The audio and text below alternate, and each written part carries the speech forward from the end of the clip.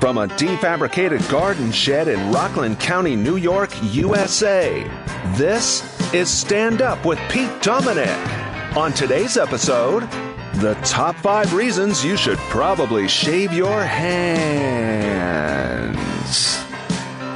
And now, the podcast host who has no worries for such things because his skin is as smooth as a pinniped, Pete Dominic! Thank you very much for noticing even the little things, Pico. Always make me so happy to hear from you. And thank you for getting us started. As always, I hope to see you and everybody else at tonight's Thursday night Stand Up Hangout. That's tonight at 8 p.m. Eastern. And very excited to welcome Eric Segall back to today's show. I have a great conversation catching up with him on all of the latest out of the Supreme Court, a really interesting article that he's just written, and as always, we talk a little bit about life. Great conversation with Professor Eric Segall, the Legal Eagle, coming your way. Also, we'll chat with my new intern, Odessa, for a little bit here at the top of the show. Get to know her, learn a little bit about her and her thoughts on things, and we'll talk to her more in the future, but very excited to have an intern, and she's great, so that is coming up as well. First, I want to remind you, tomorrow night, Pottstown, Pennsylvania, I'll be there headlining Soul Joel's Comedy Club. Come on out. Tickets available in the show notes. Also hope that you listened to both the special episodes I dropped yesterday. Tony Hillary of Harlem Grown, and people loved that. I got great feedback on that one. Kim Nyborg up in Iowa actually texted me and said, Pete, as someone who does not garden or generally like the outdoors, I didn't expect to get much out of today's episode. But I gotta tell you, I could not have been more wrong. I absolutely loved today's show.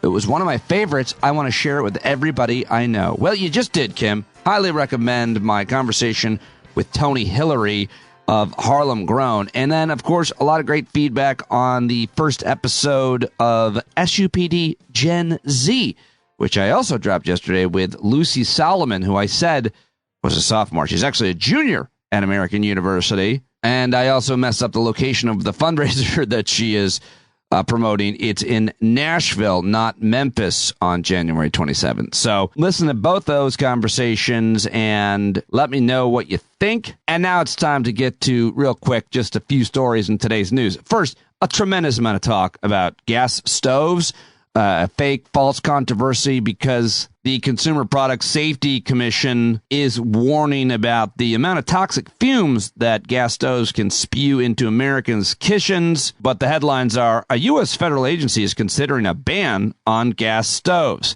New York Times, no, Joe Biden is not trying to ban gas stoves. And over at Mother Jones, how the fossil fuel industry convinced Americans to love gas stoves and why they're scared we might break up with their favorite appliance.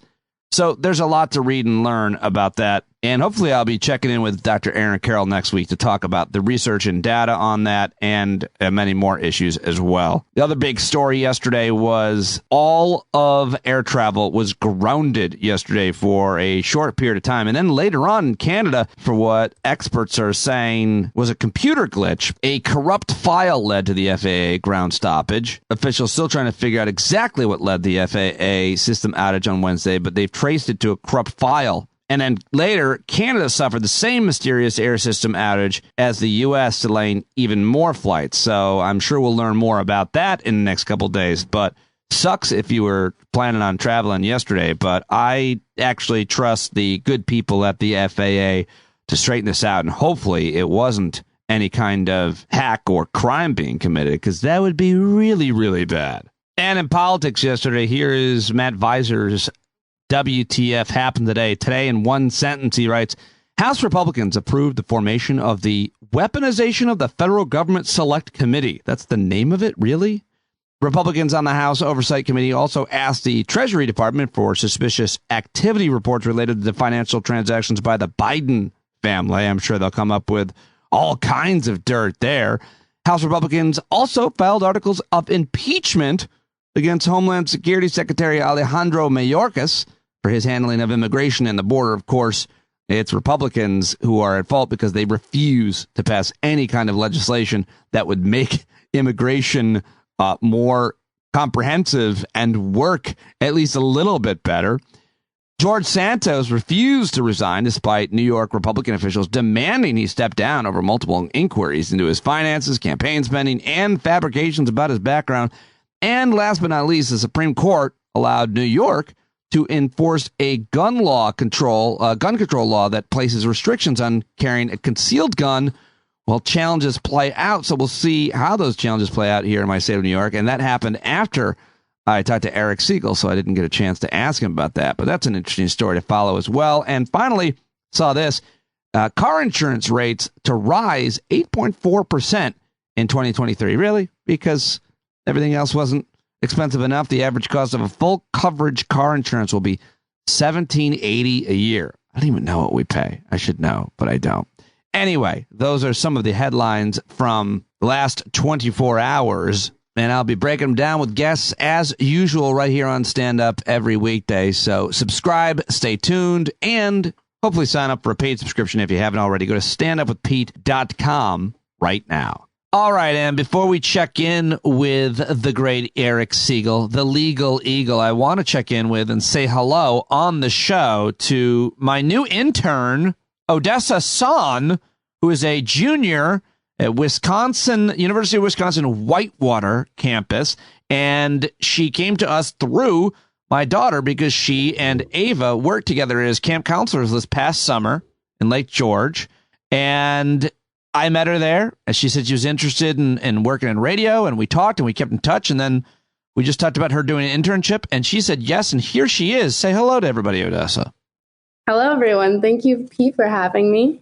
Yeah, it's we'll do a longer conversation, and we'll do like an interview at some point, and you can be part of our new initiative, which is partly inspired by me getting to work with you, and obviously you, my daughter's age, the SUPD Gen Z thing that I'm doing that I did. Hopefully people heard that. But you hung out with us last Thursday at the Hangout. You met a bunch of listeners, and you're going to be coming to tonight's Hangout, I think, as well. You legitimately, I could tell, and then you said you enjoyed yourself. Is that right? I did. I really did. I enjoyed coming on. It didn't feel like an assignment at all. Nothing like I've ever been on any sort of Zoom for school. It was very relaxed. Everyone seemed to get along and seemed very close. I even questioned, didn't I, to you, whether or not everyone knew each other through you or through each other? What was the relationship there? Yeah. Yes. That was a really good, interesting observation. But yeah, we've all met through the show and through those weekly hangouts. A lot of folks come over and over, and new people are always welcome, of course. And but we've been doing it since like lockdown. It was one of those things that people started doing, and it's been amazing. Real quick though, we hope to see you tonight. Let's learn just real quick a little bit about you. You are a junior. You grew up in Wisconsin, and you're a junior there at a school in your hometown. Is that right? That's weird. It is weird? I think so. Like, you stayed home. Most people want to leave home. Right. I did leave for about a year. I went to Marquette University, and then I decided to come back to Whitewater. I was a little unsure what I wanted to do for school. And being from a small town, I couldn't have been more excited to get out of it, which I did. And I never expected to ever come back. And it was honestly probably the last school I ever thought I would go to, enjoy, for all the reasons why I was trying to get away from it. But I'm really happy with my decision that I did come back to Whitewater. I think there is some things I learned about being from a small town, and I appreciated once I got away from it, that I'm glad that I didn't ever leave feeling like I hated my experience. So I'm glad that I could come back and really appreciate where I came from and all the experiences it brought me. That's awesome. It sounds like a wonderful place. And if you like the place that you grew up in, there's no reason why you shouldn't go back there and even live there. I often think about that with my hometown, but I've been gone so long, and I had to get out of there. Right. I think in the next year or so when I graduate, I think I will have done my time in Whitewater, Wisconsin. Do you have a do you think about where you might move? I mean, what do you want to, well, you're studying, your major is electronic media? Yes. That's an interesting.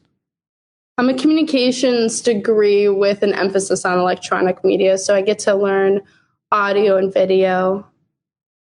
Great. As well as my minor in advertising. But in terms of where I would like to go after school, all my family, we are from New York. My father, he has a place out in Williamsburg, Brooklyn, that I've always hoped to live there someday. Honestly, I really wanted to go there once I was done with high school, but being that was a senior 2020 when COVID shut down, New York was the last place that I should be. So sticking around, staying close to home was the best decision I could have made. And I think I'd be much more prepared for that magnitude of a change. Basically, I can only imagine what's going to be like when I do move out to New York, but it's going to be different from anything I've ever known. As simple as going grocery shopping. Yeah. I can't even fathom what it's going to be like. Oh, yeah. I mean, that's not fun because you have to carry your groceries everywhere and you can't put them in it's no, I'm telling you right now. And then you have to carry them upstairs in your apartment. It's really a great way to not eat that much food because you literally can't carry that much food home. All right. Before I exercise with walking, I'm going to have to be conditioned. So before you will be, I'm sure. Are you in good shape? What is your relationship with exercise? Are you an athlete? Are you I would never call myself an athlete. I played tennis and soccer. I played soccer all my life, and as well as tennis.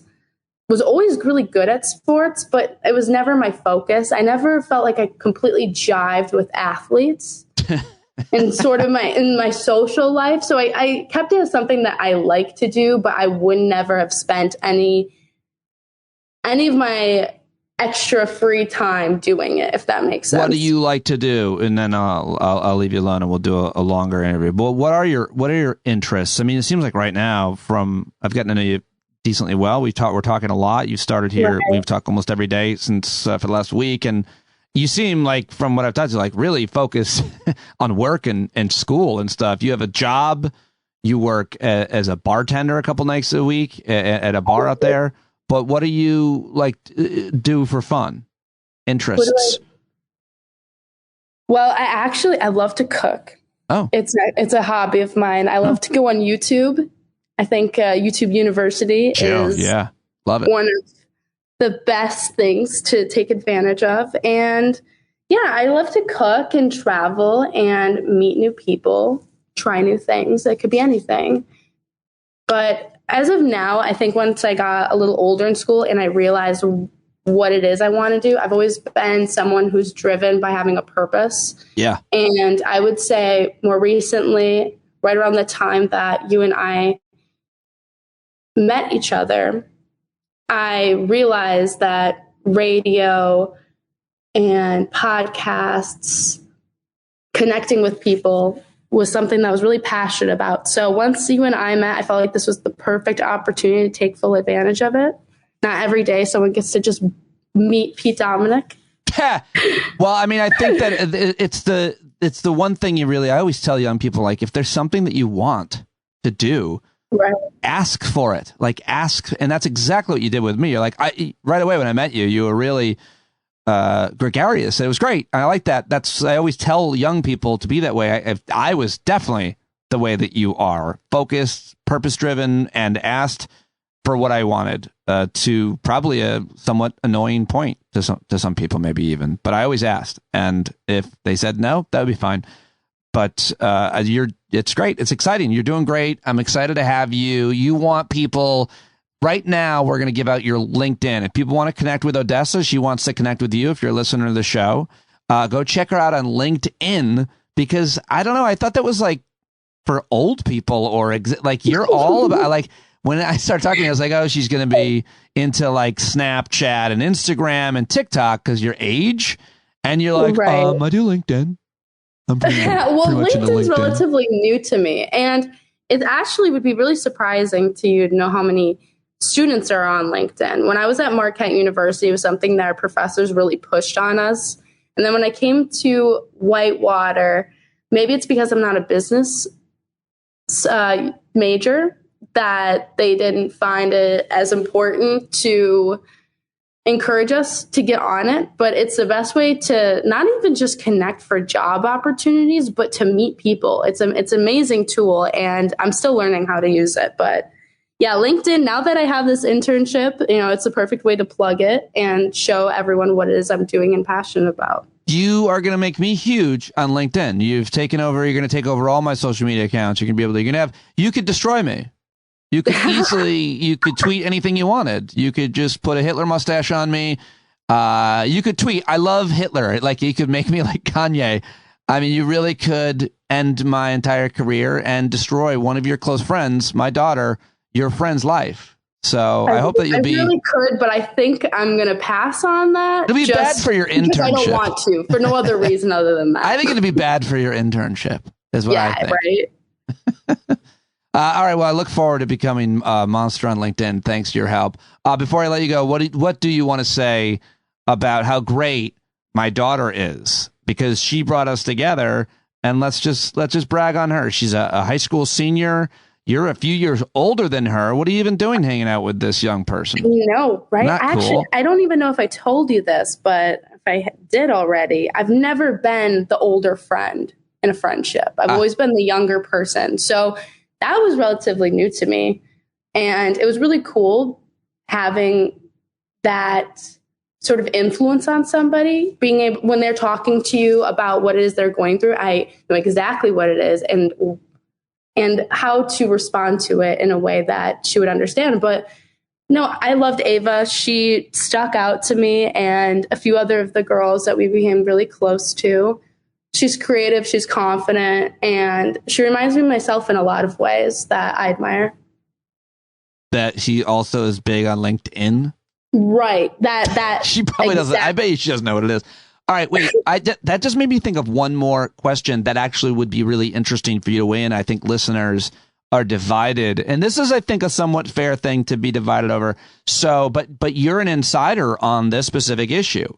So Ava's going to be 18, as I hope you know, in 2 weeks. On the 21st, Ava was born January 21st, 2005, in a snowstorm in New York City.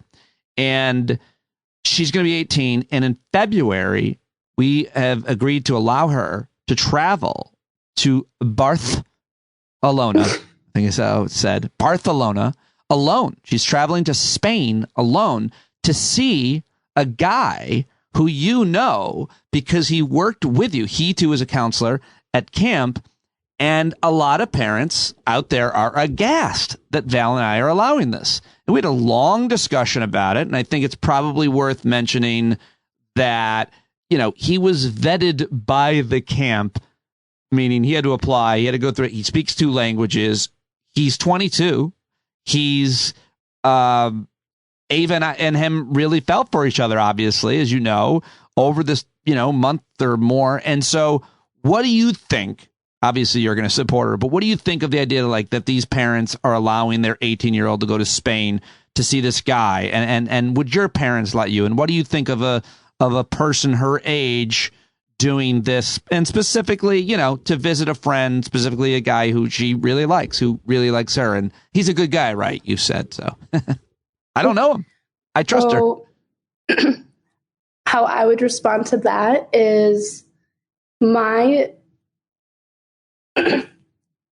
junior year of high school, I had a boyfriend who was a couple years older. He was a freshman in college. He went to Columbia College in Chicago, so 2 hours away from where I live. And my parents knew about the relationship. I think there's something to be said about the relationship you have with your parents in order for them to trust you to do something like that. Yeah. And obviously you have trust in Ava's judgment. And I was very open with my parents about the relationship. They knew the guy, and they let me get on a bus and go visit my boyfriend for over the weekend. So I had a little staycation, and something it would sound extreme, I guess you could say, as traveling to another continent.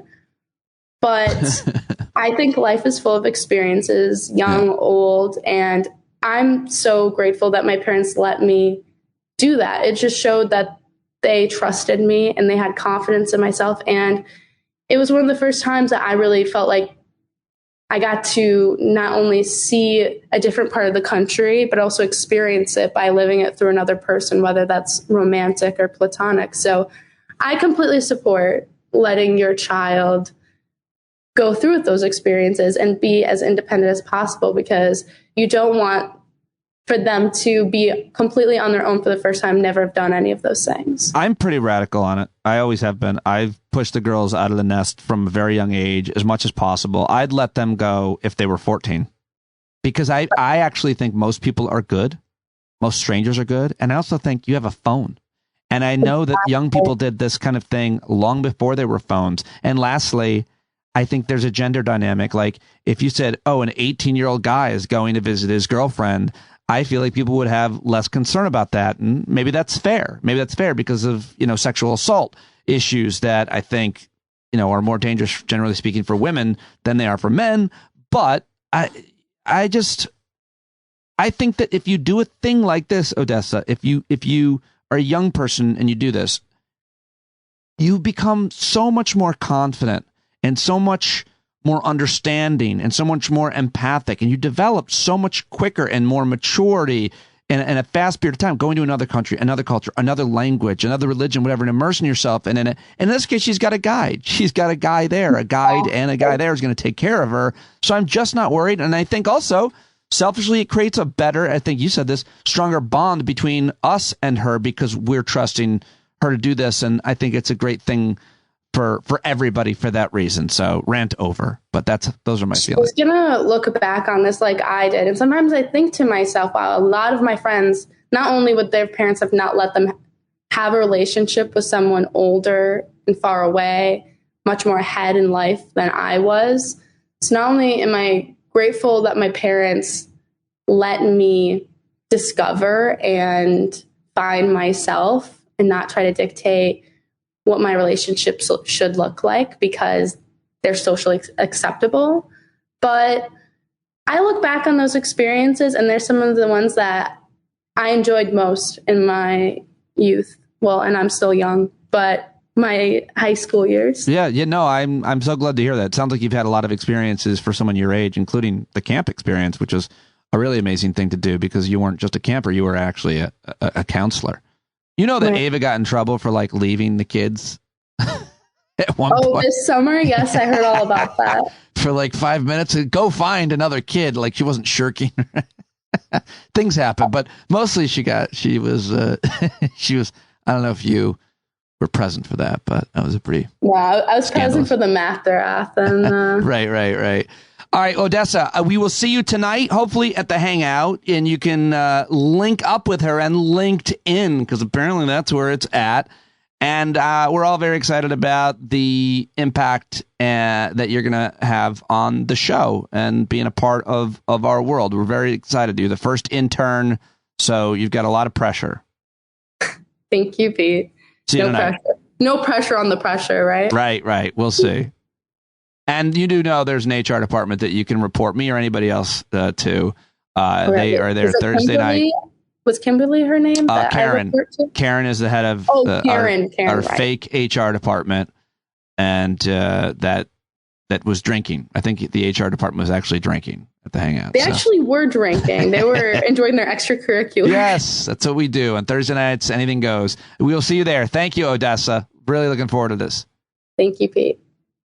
All right, there you go. Odessa's son, look her up. She'll be at the Hangout tonight, I hope. And I also hope that you will be on your best behavior. You know who I'm talking about, you folks.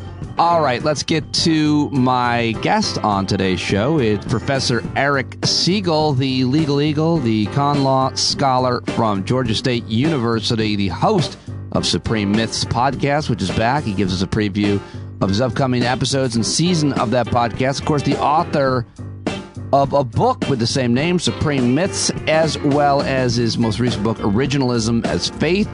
He's been published in all the major news outlets and writes regularly for the Dorf on Law blog, which we talk about his most recent on today's podcast. You can find him on Twitter. You can find him on TikTok. Look him up, Eric Segall, at eSpinSegall. Let's do it right now with the Legal Eagle. And here is one of my all-time favorite jingles written by Pete Coe. Bringing knowledge and gloom and a guest house too. He's got a Labrador dog, glad to give you a poo, 'cause he's the Legal Eagle. Eric Segall. Eric Segall. So, Pete, as you may or may not know, I'm a little older than you. I turned 65 this year. Oh, I'm aware of it. I can. The reason I know is because look at you and then look at me. Yeah, no, you look older. Anyway, I'm 65. I didn't care about 40. I didn't care about 50. When I was 60, I had a 17 rotator cuff surgery, so I didn't really care. 65 is hitting me very, very hard. You're 65? I really didn't. I will be June 1st. Okay. So the run up to it is hitting you hard in what ways? Yes, every imaginable way. And so... Wait, that was relevant to something going emotionally and physically and everything. I've been doing this 32 years. 30. How long have you been alive? 42 or something? Professor of constitutional law, you mean? Yeah. Yeah. I graduated law school in 1983, more or less practiced law for 7 or 8 years. And then I started teaching in 1991, the same year Justice Thomas became a justice. Yeah. We both have tenure. That's stupid for both of us. The difference is I have no power and no influence, and he has tremendous power and tremendous influence. But anyway, that wasn't my point. My point is, over the course of this next year, at times, I want to talk about aging with you. Oh, yeah. I would love that.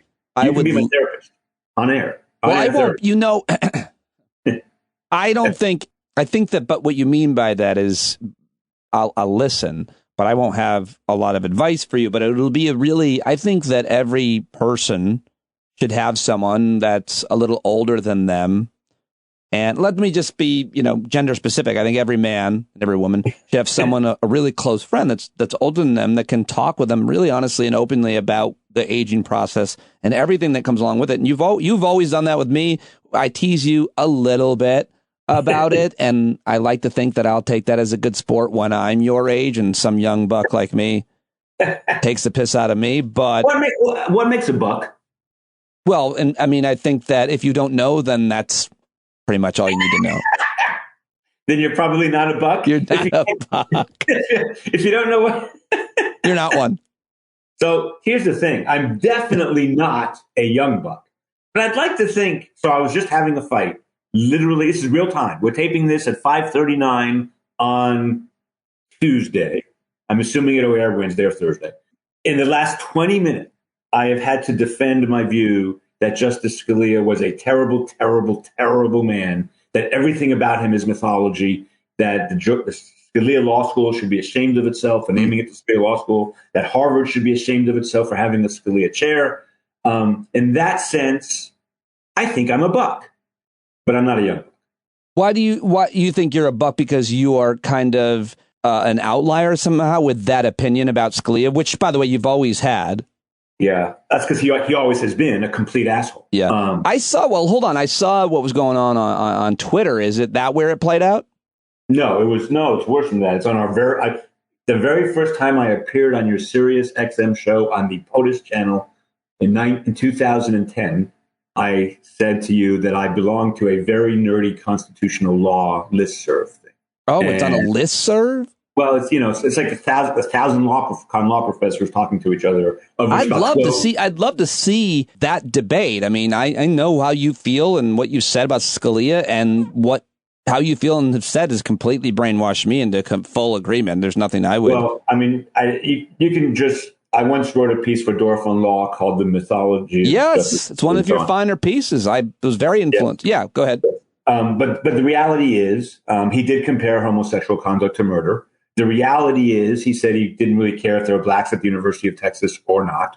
The reality is, he was the only vote to suggest that via the Virginia Military Institute, a taxpayer-funded public school funneling people to officer positions, could be all male. I didn't make that up. That's all his stuff. He's the one who bullied a young Princeton gay student who happened to call him out. And instead of being sensitive to the young gay student's feelings, he totally bullied him. Anyway, that isn't the point. I was making a joke. I am not a young buck, but I like to think most constitutional law professors are liberal. Well, many would say Scalia had bad jurisprudence, but very few will come out and say he was a bigot, a sexist, and a homophobe. Why do you think that is, given the fact that, as you mentioned, you've got tenure, you can say whatever you want within the bounds of your opinions as a scholar on. I'll tell you why. I will tell you exactly why. The loudest voices this is going to come off as incredibly not humble, and I apologize for that. I have no other way. Come on, at this point, you're a seasoned veteran. The loudest voices in my world are at Harvard, Yale, Stanford, Chicago, Penn, Columbia, NYU, Duke, Georgetown, Michigan. They're not at Georgia State or Florida State or Arizona State or even the University of Arizona. Those voices have at Harvard, Yale, Stanford, Chicago, Columbia they feel that they have a need to place their top law students as law clerks to the Supreme Court. And therefore they have to be, because it affects their school. It affects how people view their school. They view it as part of their job is to get these students to Supreme Court clerkship. They can only go so far. They can only go so far. And that's A. B, Scalia was in person a very funny man. I met him. And he could be very charming. I met him. You know how have I ever told you? You know how I met him, right? Just briefly. No, I forget. No, I don't. I was at the White House Correspondents' Dinner, and he was there at the cocktail bar before. I got a picture of it, and I introduced. You've never told me this, Pete Dominic. It's possible I didn't. You haven't. I have a picture of it, but I basically was in a conversation. Listen closely with the following people. Justice Antonin Scalia, Katie Couric, and Gary Delabate, Baba Booey from the Howard Stern Show. And evening, I went around and introduced Gary, Baba Booey, to several prominent political people because I knew everybody, or at least by sight, I could recognize them. And I would say, this is the Speaker of the House. I don't think I introduced him to Nancy Pelosi, but I did take a picture of him talking to her. But I definitely said, Justice Scalia, this is Howard Stern's producer, Gary Delabate. And Scalia quickly, and Gary jumped in, and what he said was, Mr. Justice, or he called him Judge. I think he called him Judge. He called him something wrong. It was so perfect for that Gary. Yeah. And Scalia told Gary Delabate that obviously he was not a fan of the Howard Stern Show because he didn't like that kind of dirty humor. And they had a conversation about that kind of filthy humor. By the way, we're just doing a. And then I shit in Scalia's cup. Scalia gave an interview to New York Magazine where he said, "Of course, I believe in the devil, don't you?" No, that's true. I'm not making that up. I know. I've heard you. I know. Scalia did not believe in evolution. He did not believe in evolution. He was a real Italian Catholic. He was a real racist, sexist, homophobe. I said, a real Italian Catholic. Sorry. I didn't mean to get us off track. I was just trying to find the word. No, it's fine. It's fine. I like that you are so outspoken, and we always love that about you. That's why we talk to you. I want to talk. Oh, did my internet just go down? Are you back? I never left. All right, my internet went. I want to very clear to the audience that was not a Segall old age technological glitch. That was a young man. I definitely think it was on my end. But to be clear, you are on an Atari 2600. He's not even laughing at that. You don't even get that? Atari 26. Oh, my internet went again. That's probably why he's not laughing. Something screwy with my signal. You there? Yeah, I'm here, but you froze again. Are you here now, Lon? I can hear you. I heard you whisper. Just talk. Can you hear me? Yes. By the way, Happy New Year to everyone in Pete's audience. As I grow older, there's a theme to the show. As I grow older, I more and more appreciate, I've always appreciated what you've done for my career, but I more and more appreciate the people who have been connected with because of you and your various shows. Thank you. As you should, really. I take all the credit for that. That's very sweet of you and kind of you, and everybody loves you too, no matter what, even if they disagree with you, except for a couple people who think you're an arrogant prick. That's just me. Okay, so first of all, before we get to your Dorf on Law piece, which I think is really great and important, because of the perspective that it creates between what has happened since 1991 and 2023, since you started and since Scalia started. But I just want Thomas. Since Thomas. Sorry, you write about Clarence Thomas and you started at the same time. So, but let me hold on a second. You've been talking and tweeting about a lot of other things, and I want to give you the opportunity to just rant if you want on any of those things. But also, there was an argument at the Supreme Court today that had to do with organized labor, right? Yes, I don't know enough about that case to be an expert on it. I will say that so labor law is its own kind of thing. I am not an expert on it, Pete, but I will say this. Everybody agrees on two things. One, this court hates labor. And two, of all the justices on this court, Alito hates labor the most. I can document that. That'd be boring. They hate labor. So I don't know how this case is going to come out, but expect it not to be good for labor. Not to be good for the labor movement. For they don't take cases to help labor. Yeah. They just don't do that. Alito, especially. So in 1977, a long time ago, the Supreme Court said that if you are a state and your workers have a public sector union, which almost all states have, of course, and you don't join the union, but you get the benefits of the collective bargaining of the union, so you get a higher pay, you get better overtime, better vacation, better sick leave, then even if you don't, then the state can make you pay dues, even if you don't join the union, because you're getting the benefits of the union. And that's just a state decision. And 23 states did that, and 27 states don't, whatever. And that was the law until Justice Alito came along. And eventually the court reversed that case and said, and I'm not making this up, Pete, I wish I was, paying union dues is free speech. And they can't force it. Now, this is, I want to be clear. Meaning you can't force people to pay them. Well, yes, and people might say it's wrong for the state to make people to pay union dues when they're not members of the union. I don't know enough about labor law to have an opinion on that. Here's what I do know. 23 states did it, 27, so roughly 50%. And it's not about free speech. There's nothing about that case that's really about free speech. Alito made it about free speech so he could hurt unions. So that's my comment for the day on what do you want to say about the debacle we just saw unfold in the House? Yeah, that's interesting. I wish I had something like original and smart to say about that. I think it is. I think if America survives, people will wonder.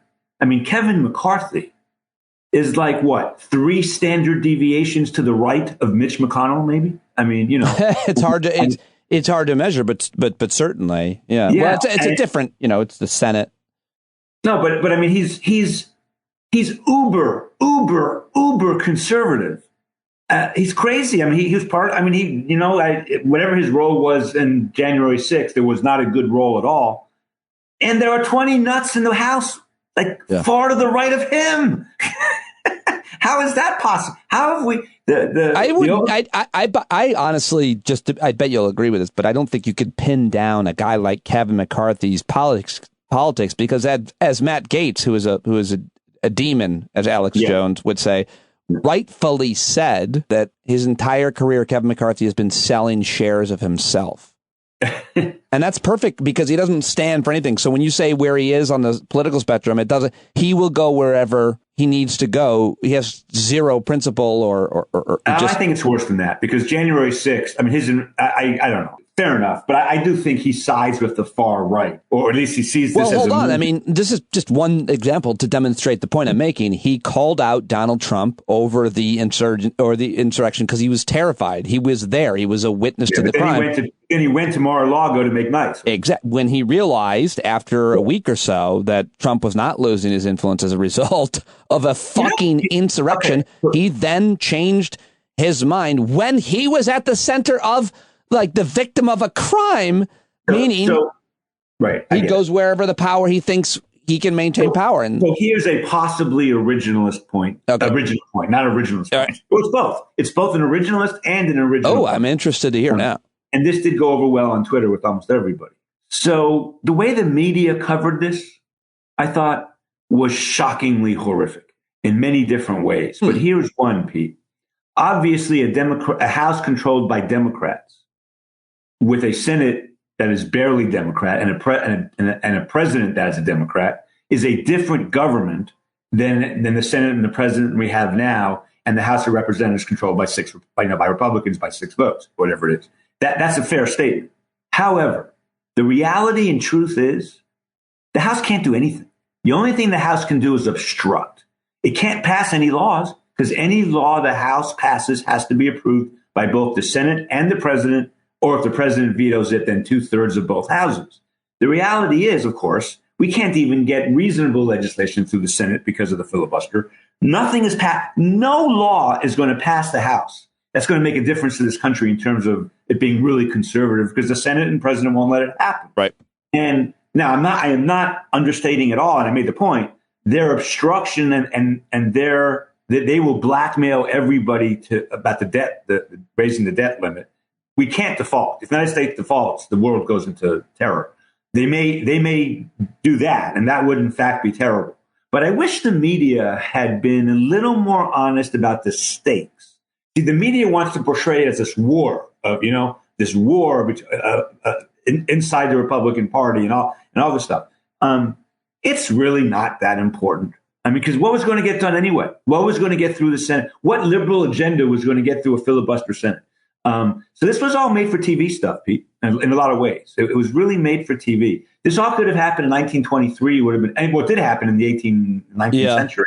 It's not that big. I mean, it's a big deal, but it's nowhere near as big a deal as the Supreme Court ending affirmative action in August, in June, or it's nowhere near as big a deal as what Biden is going to do about Ukraine and Russia. I know nothing about that. Listen, I fully agree with that criticism, but if we're going to be realistic about certain mediums, certainly television, you've got all these images playing out. Nothing's ever going to change. If you've got great images, great video, great content, you're going to broadcast it. There's not some ethical line that video, that television, that corporate media isn't going to cross, much less, the rest of media. If you've got this, that wasn't always true.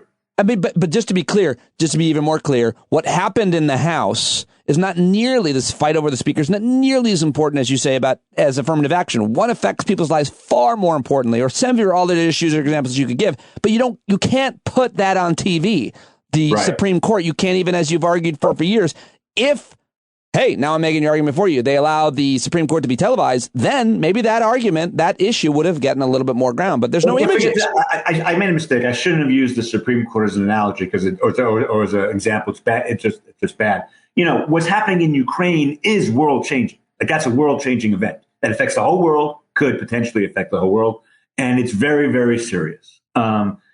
There are all kinds of things about the American economy, the gap between rich and poor, that is bigger than ever, that is really, really serious. Whether this clown is the Speaker of the House or a different clown is the Speaker of the House isn't really all that important, especially with a Democrat Senate and a Democrat president. Now, 2 years from now, we can have another conversation. But for the next 2 years, can I tell you? Can I just take a moment to give this show a plug based 100%. On what you're saying? Yes. Editorially, I choose subjects and guests. I'm telling this to my intern, Odessa, trying to explain to her how I choose subjects and guests. You have an intern now? Oh, you didn't hear? No. I've been out of it because my dad. Sorry.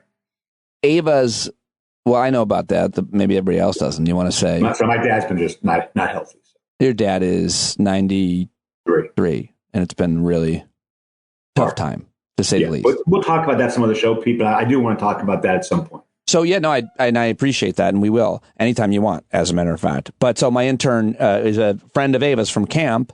She's a sophomore at Wisconsin. She inquired about, hey, could I do an internship? And so basically did all the work for me. Anyway, I was telling her about the show. we talk about subjects and issues here that are very impactful to a critical mass of people. That's how I choose them. I'm not going to talk about a human interest story or one horrible crime it's not about the ratings. It's about how do these issues impact people. That's why I talk to you so often, because the Supreme Court and the laws that they pass or reject affect people's lives. That's the plug for Stand Up with Pete Dominick. That's how I choose my guests. That's how I choose the subject matter. There you go. So, all right, let's go down memory lane since I'm so old anyway. It's all old people do. So on New Year's Eve, 2000, I think it was 10. It may have been 8. Is it true that you're so old that memory lane used to just be called James Street?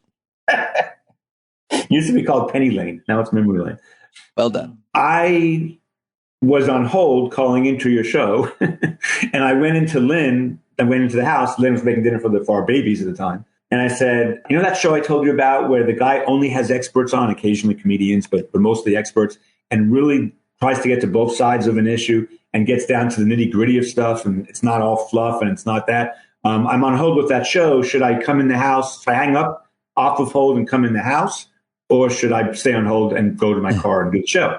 Lynn said, you moron, go back in the car and get on the show. So I did. And it wasn't New Year's Eve. It was shortly after New Year's Day. I had made a resolution on New Year's Eve to my friends to get on your show as your Supreme Court guy. That was my goal. Anyway, I had agreed with everything you'd always done. But that day you were talking about Trent Lotz. He's a senator, an old senator from Mississippi, who had made a few racist statements. And they were terrible statements, but you were spending inordinate amounts of time on those statements. They had guests on it. John Avalon was talking about it, blah, blah, blah.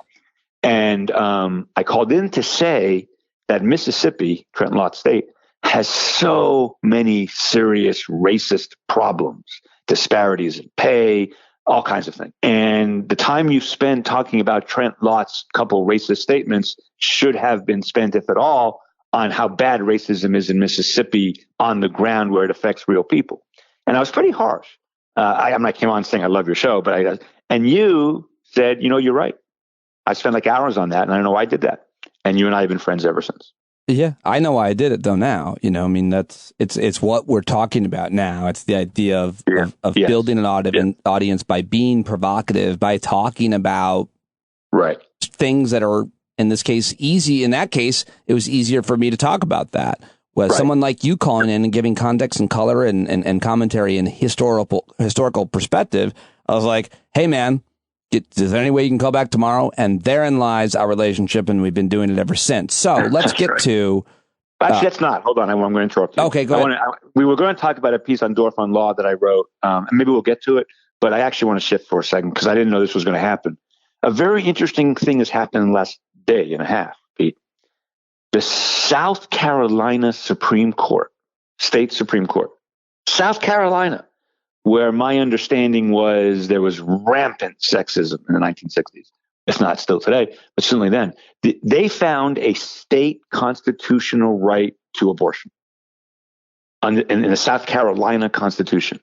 There's a right to privacy in the South Carolina Constitution. When that right to privacy was put in there in the 1960s, everyone agrees it had nothing to do with abortion. It had nothing to do with abortion. It had to do with data stuff. But it's written very broadly, a right to privacy. And the South Carolina Supreme Court, a woman writing the opinion, said that what privacy meant then is not what it means now. And of course, we wouldn't expect men in 1968 South Carolina to understand what pregnancy was like for women and to be sympathetic to it and to think about abortion in that way. But in 2023, we have to think about abortion that way.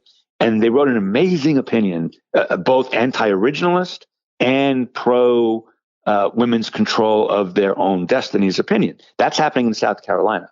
Meanwhile, in a different state, and now I'm having a senior moment, I believe it was Idaho, but in some state far out west, same day, just a few hours later, the judges found that there was not a constitutional right to abortion in their state constitution because the right to abortion in that state had not been protected, until very, very, very, very recently. And of course that's true because in 1960s America, 1930s America, 1890s America, 1860s America, we lived in an incredibly sexist society. They didn't care. They were like, well, if it doesn't matter, this right has not been traditionally protected. Same thing Dobbs said. And the two conflicting state court opinions couldn't be more different. And I want to just, Pete, make a couple observations. Well, I need to know that other state. I'm sorry. Hold on. What's a Google search I can do? Damn. I'll get it for you in a second. I think it was Idaho. Okay, I'll find it. I will find it while you're talking, and I will listen. Go ahead. So there's a number of things going on there. You and I have talked since that fateful day in 2010 or 8 or wherever about how I'm very conflicted about judicial protection for abortion rights.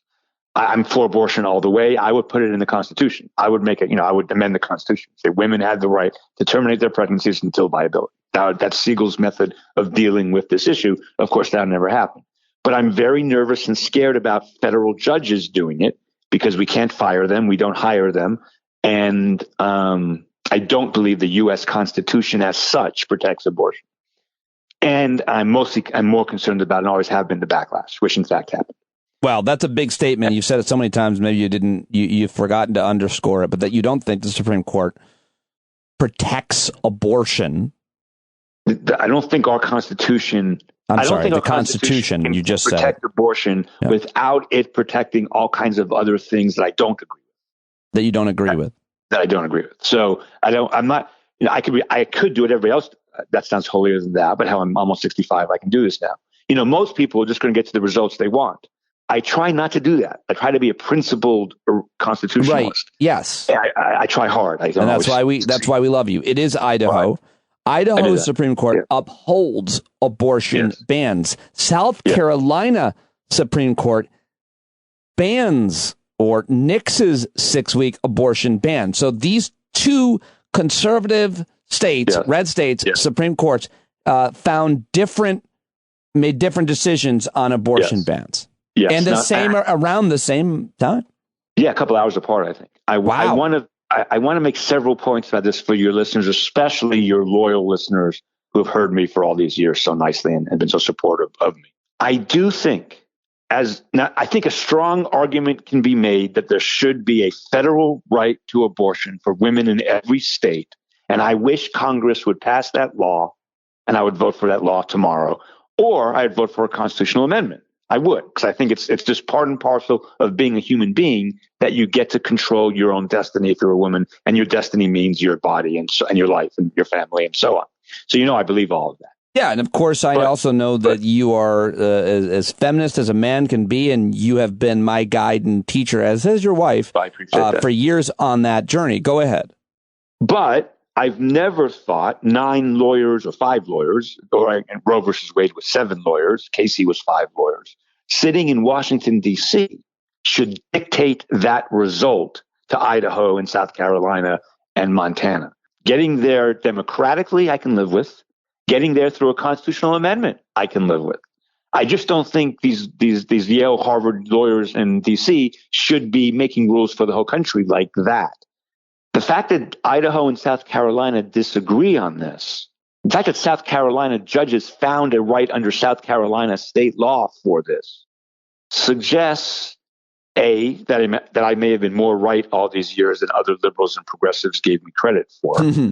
The result of the election, with the House, with the Democrats keeping a majority in the Senate and the House barely going Republican, I think supports my arguments with progressives and liberals over the years, especially my friend, Mike Dorf. We had a 3-way debate about this once on your show. That was terrific. But mostly, Pete, I guess I feel like I can't change the fact that like 40% of this country thinks abortion is terrible. I wish I could change that fact, but I can't. Whatever the number is, somewhere between 37 and 43%. I can't change that fact. And I think the best chance for our country is for the states to be able to have different rules on these kinds of issues, unless we find a democratic way of enshrining that right. But so much harm has been done by Roe versus Wade and Casey. So much harm. Can I say the most ignorant thing in the world? Sure. And I should be saying it to a woman who works, and I will say it to somebody who works in women's reproductive health care. But I want to say this because I think it'll be illustrative as to where a lot of people thinking might be. Even though, what is it, percentage of states, or now the population, are going to be living in states where it's going to be difficult, if not illegal, to get an abortion. I think that if you really want an abortion, you'll figure out a way to get it either through the pill or to travel to a state where you can get that procedure done. It's not that easy, Pete. I wish it were. Go ahead. I'll say that ignorant statement. I'll give you an example. I hope that listeners will shit upon me with all kinds of anecdotes and data. And I'll say it to activists working within the women's reproductive rights movement and OB-GYNs and so on. But go ahead. The woman who ran Planned Parenthood Southeast for about 25 years, so I believe you met, actually. And by the way, Kay. Yeah, good memory. We honored. Well, I helped honor her at that. Oh, you were so fun. You were so funny that night. But anyway, you were great. You're awesome. But Kay used to tell this story, and it's a true story. It is not a made up story, and it's not. What's the word when you exaggerate a story for a point? Exaggerate. Yeah, it's not any of that. It's a true story. So abortion has been available in Atlanta for a long time. After Roe versus Wade. Well, by the way, one of the companion cases to Roe versus Wade came out of Georgia. There's a second case the same day as Roe versus Wade, Doe versus I forget who, Doe versus Wade, I guess, or whoever it was. Not Wade, but Doe versus somebody, Doe versus Bolton. And that case was decided the same day as Roe, just didn't get any attention. Anyway, 5, 6, 7 years ago, 10 years ago, 20 years ago, 30 years ago, there were many clinics in Atlanta. But if you lived in rural Georgia, Bolton, 1973. That's what I said. Yeah, Doe versus Bolton. But Pete, if you live in rural Georgia, even 2 years ago, when Casey was still the law of the land, no, it was unbelievably hard for a poor woman to get an abortion. First of all, you had to get from where you were to either Atlanta or maybe Savannah or maybe Macon. But many people live hours and hours and hours from those cities. And all I'm saying, and no disrespect to. Let me wait one more thing about that. Yep. And because in Casey, the court upheld a 24-hour waiting requirement.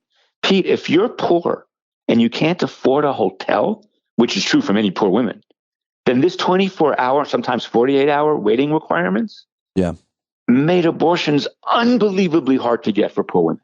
The only point I'm making, and again, out of a certain amount of ignorance, I followed it pretty closely, is that times have changed a tremendous amount. And given the paradigm where they've made it harder, activists are doing everything that they can to create an underground railroad as well as resources. Right. So if you Google, I want to get an abortion, but I can't afford it, you're going to have some hero come in and be like, we'll get you out of Indiana. We'll get you out of Texas. I don't think that's true in rural Montana. Listen, it's certainly not true, because the bottom line is when you're living in poverty, it's hard to even find some of these things. You might not have an internet, things that people can't imagine. So but anyway, I will talk. I will, as a result of my ignorance, I'll get somebody on who's in the fight directly to talk about, trying to get women access to the health care. The story I wanted to tell was about a woman who had to go from rural Georgia, who traveled to Atlanta, basically, or traveled to Savannah, I think it was, to get an abortion where there was a clinic, hours in the car. And there were protesters outside, so she had to run that gauntlet. And her boyfriend was basically in the car, and she didn't tell him what she was doing. And when they got to the abortion clinic, she basically ran inside. And when she came out of the clinic, hours later, he basically threatened her life and all this stuff. And that kind of thing happens all the time in rural parts of this country. Yeah, for sure. That happens no matter what. That's always going to unfortunately happen, where the man is going to be. So but these two conflicting state Supreme Court opinions. If you're not you, Pete Dominic, if a person is interested in two subjects, one abortion, the other originalism, if you're interested in either topic and you read these two opinions, you see very smart men and women have completely conflicting different views on it. And here's the last, and so this is what I wanted to get to. All of my ranting on your show over the years about the Supreme Court comes down to this statement that actually Justice Scalia made. He just never lived by it. He never lived by it, but he made it. And he made it in dissent in the Casey abortion case that upheld Roe before Dobbs overturned Casey. Scalia said, in democracies, value judgments are to be voted on, not mandated from above by life tenured lawyers. And so robbery needs to be a crime. Murder needs to be a crime. And that's a value judgment, but we all agree on it. We all agree murder should be illegal, almost all of us. Robbing banks needs to be illegal. Some of us feel like healthcare should be a right, an entitlement. It's not. Some of us feel that way. But we are hopelessly divided on abortion. We just are. So what I've always said about it is I wish everybody felt the way I did. But in a democracy, when you disagree, you vote. And democracy in this country, by the way, sucks with all the money and everything in elections. But you have a better alternative. You think relying on either Justice Scalia or Justice Ginsburg to run our country is better than democracy? Right. No, it's not. It's not. It's not. So these two cases, this happened last couple of days. Yeah. These two cases coming down the same time are really interesting. And I think the originalism point especially is so powerful. The South Carolina Supreme Court made the point that if we're going to look at America in 1960s, much less 1868 or 1791, if we're going to say their values are our values today, then what we're saying is we're going to be sexist and racist and homophobes. Yeah. Yes. And that's absurd. Yes. And that guns are going to be what? Not a right. Guns didn't become a right in this country under the federal constitution until 2008. Took us a long time to get to the second. That's because we all know the Second Amendment doesn't protect individual rights to own guns. It was never meant to. It doesn't say that. Scalia just deleted the words "a well-regulated militia being necessary to the security of a free state." One of the terrible things he did in his career. But you're right. We don't. In any event, we couldn't possibly transfer the values of 1791 or 1868 to today when it comes to guns, because the difference between a musket and an AK-47, it's not one gun versus another gun. It's a completely different type of weapon. It's like comparing it, I'm a little exaggerating this, but it's like comparing like a hydrogen bomb to a normal bomb. They're not the same things. Well, an AK-47, one can do exponentially much more damage than another. Yeah. Yeah. So I thought these two cases, I urge people, and there was an article, if people Google those abortion, state Supreme Courts, blah, blah, blah, you'll find some pretty good articles comparing and contrasting the two cases. And what does this mean for women in South Carolina? It means they can get abortions, and at least until here. So here, in my fantasy world, it would be the South Carolina legislature that creates a right to an abortion, because what's going to happen next in South Carolina, I fear, is the state Supreme Court, when they will get voted, these justices will get voted out. But I hope not. But that's a fear. But then again, Pete, abortion is an issue that reasonable people disagree about. So what do we do about it? We should vote.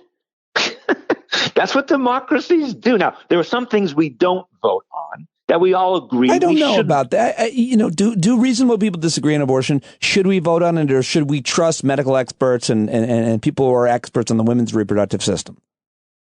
I think there are a lot of doctors and nurses who are anti-abortion. Not, I don't think there are a lot. Certainly not in the fields of reproductive health care. Maybe some anesthesiologists. Well, no, I don't think so. What percentage of physicians that work in reproductive health care do you think are anti-abortion? I would imagine it's a very small percentage. I don't know the answer. I doubt it, though. I doubt there are a lot of doctors in Mississippi and Montana who are pro-choice. I seriously doubt it. Okay, well, doctors is one thing, but those who are, I want to leave this stuff up to people who work on it every day. Well, I agree with that. We agree on that. You and I agree on that. Not people who make convincing arguments. True. That persuade voters. Fair. That's what makes abortion different, because I'm more than happy to hear the argument that most affirmative action is not life or death. Campaign finance reform is not life or death. Right. It's just not. The way the abortion debate has now evolved, in my opinion, because of Roe, and only because of Roe, or mostly because of Roe, is that now we're blurring lines that really make it hard for doctors. Terrible. If you just look at it, taking a little bit of the passion on, call it healthcare, women's health care, then it kind of does a lot of work, those words. Yes, I agree, 100%. I want to make a bigger point, though. Sure. So there are some things we take away from voters. So if the government wants to impose a cruel and unusual punishment, the answer is no. Now, we need someone to define those words, of course, but we all agree. We don't agree on what is cruel and unusual. We would agree on some things that are cruel and unusual, like waterboarding. I think we'd agree. Well, we don't agree on that. I disagree with that. Only like 6 people at the Department of Justice in one period of time. No, I mean... By the way, one of them is now a federal judge, and the other one is a tenured professor at the Oh, God, I'm going to vomit. But for example, if the governor of Florida, and he probably would love to have this power, if the governor of Florida, Ron DeSantis, says tomorrow he's issuing an executive order, or if the legislature gave him the power to say to the Jacksonville Daily newspaper, whatever that is, you have to clear your op-eds with me before you publish them, then no, we know why the First Amendment was passed, and that was the reason, to stop prior restraints. We know that. There's no debate. Liberals, conservatives, centrists, we all agree that was the original purpose of the First Amendment. Right. We know that the federal government can't declare us a Catholic state or a Jewish state or a Muslim state or whatever, because we know that was the point of the establishment, and so on and so forth. But abortion doesn't fit in that category. It just doesn't. And by the way, neither does affirmative action, which is why I've always said both abortion and affirmative action are not issues for the Supreme Court. They're issues for voters or administrators or experts. I would prefer it to be done by experts. So would you. I just want to make that. So I try to be consistent along those lines. I think you are. I think you definitely are, for sure. Well, it's hard to be totally consistent, but I'm doing my best on this. I really urge people to read the South Carolina opinion, especially. It's really well done. Okay. Well, before I let you go, you have this great piece that creates this time frame between 91 and 2023 based on the fact that you started teaching constitutional law in 91 and Supreme Court Justice Clarence Thomas became Supreme Court Justice. And he's our oldest serving justice. In 91, and he's the one that's been there the longest, or he's the oldest. And the longest. He's both. Yeah, both. Yeah. And it's a great piece because it's just a juxtaposition. It says 91, 2023, and it explains the differences. So everybody should go read this because it's super enlightening to show what has changed over this time period. And I don't want, just in a nutshell, like abortion has changed from in 1991, abortion was a fundamental constitutional right. Waiting requirements were unconstitutional. Everything was unconstitutional, and then Casey, just 1992, changed a lot of that. But abortion, guns, campaign finance reform, church state, all kinds of religious, they've all changed dramatically in just the time I've been teaching and Justice Thomas has been on the court. And it does, I want your audience to really think about this. Is that the rule of law or is that the rule of people? Because when judges don't take prior law seriously, then they act outside the law. That a legislature can say, we passed a law on day 1 3 years ago, and now we realize we were wrong, or new people were elected, and we disagree with the people who voted that law in. And that's fine. That's democracy. We expect that. If Stacey Abrams had been governor of Georgia, she would have done a zillion things differently than our current governor, and no one would blink an eye on that. We'd say, yes, that's what she's supposed to do. But when judges don't care about prior law, and I think I proved in this post, which, by the way, didn't even have criminal law cases in it, and there are dozens of criminal law cases, important ones, where the court changed its mind. If judges don't care about the past, Pete, then they're not fucking judges. They're something else. Why should you care? Why should you care about the past?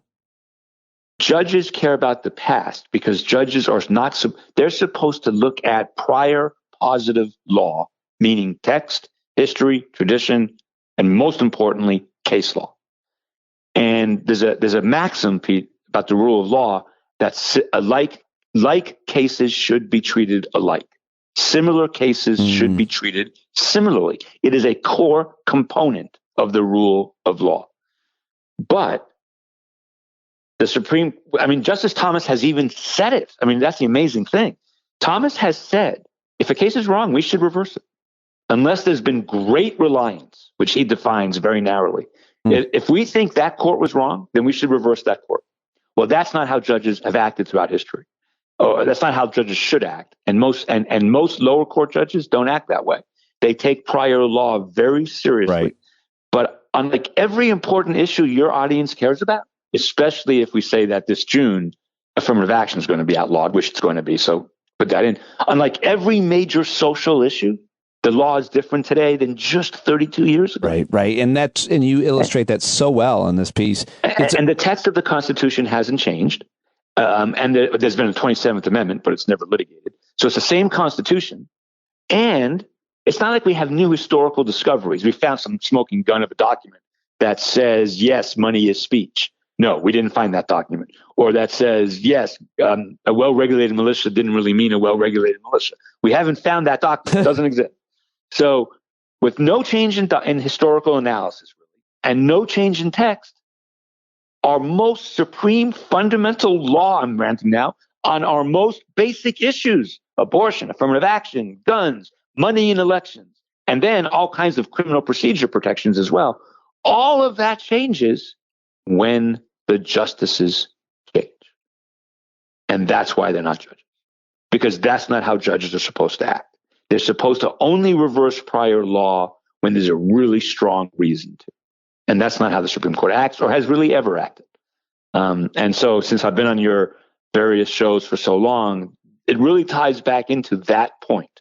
If changing judges changes law, do we even know what law is?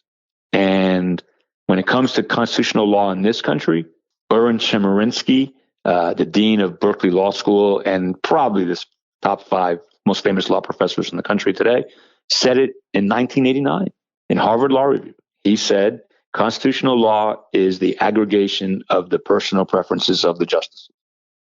And that's what it is. Well said. And we should stop pretending.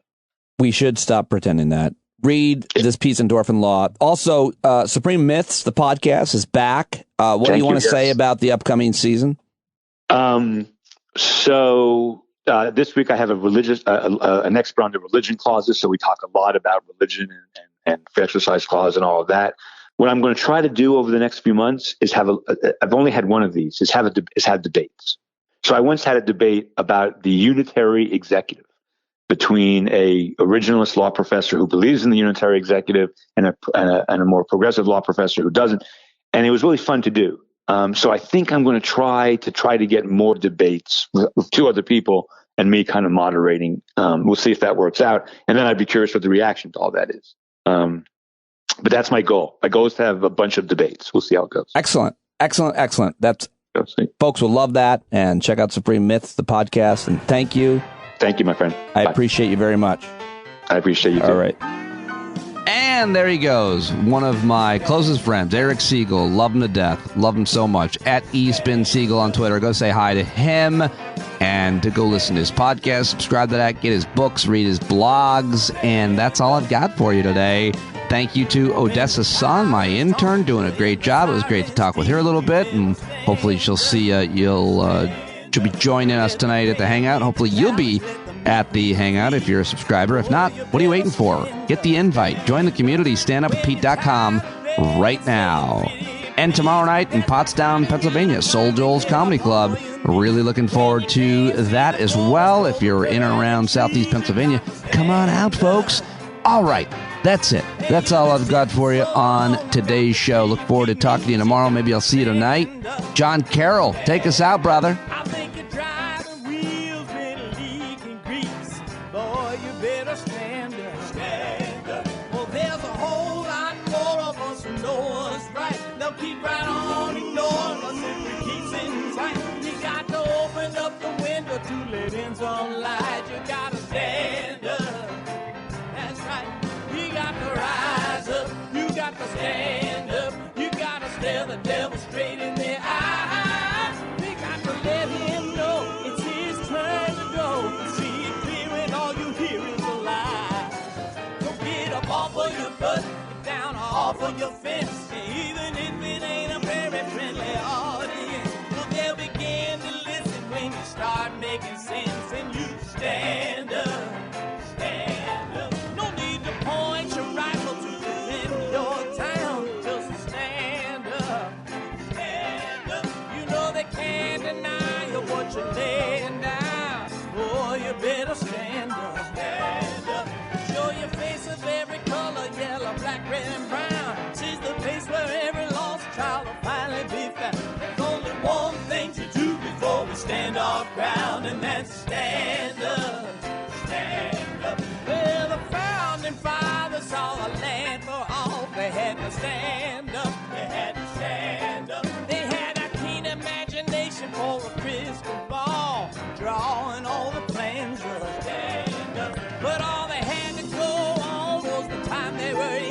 further causes for loss. And since they weren't even sin, they knew that change was gonna come before the change could begin. They had to stand up.